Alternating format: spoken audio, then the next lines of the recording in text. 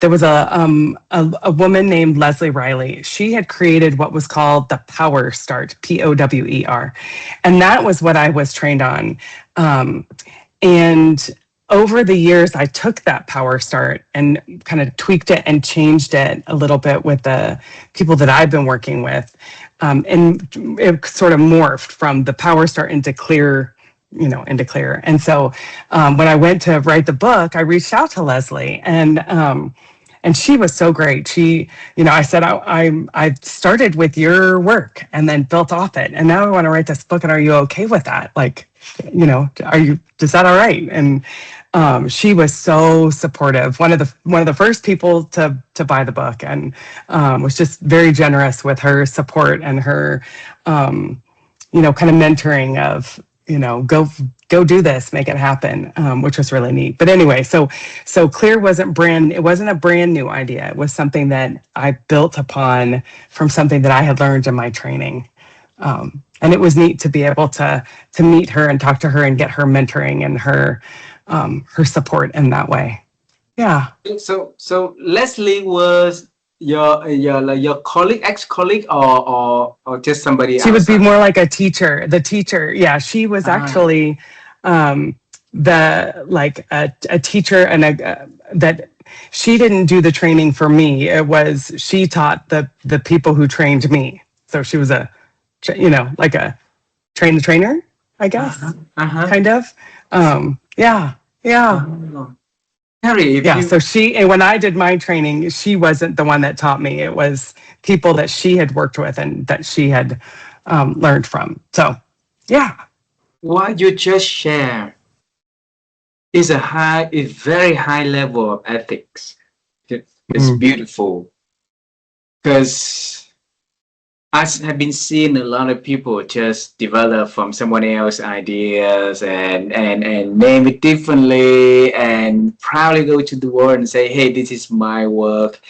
But then you build a clear framework, originatedly spin off from her works, the Power Start. Yeah. And you reach out to Leslie, and then you told her about your intention. And you ask her for her mentoring, advisory, and approval. Yes, yes. That is so beautiful. So what made you do that? Well, because it is the right thing. That's integrity. That's integrity for me. So when I learned in the Agile community, there kind of early on, there were a couple people, Lisa Atkins and Michael Spade, that were kind of the original, some of the original people who did a lot of the training in the coaching space of what does it mean to be an Agile coach. And they were the ones that taught me the Power Start, but they had learned it from Leslie. And so it stuck with me. Like it has always been here is a way to make things better. And it's, again, it's all geared around meetings, or even like when you're preparing to facilitate, a workshop or facilitate a group, it's good to have the what I would use is now the Clear. But I learned that from them, and it always stuck with me. And so, when you kind of morph and change and take, as you grow and experience, you're always, I feel like you're generally always growing and trying new things, experimenting. And so, for me, it wasn't my own. Someone did that work before me. She came up with it first. I think Leslie, she explains this much better than I do. I think she was going through her phase of, was it like superheroes? I feel like it was superheroes, and maybe that's where the power came from. I feel like I'd have to go back and look at my notes, but yeah, I mean, she came first without her having created that.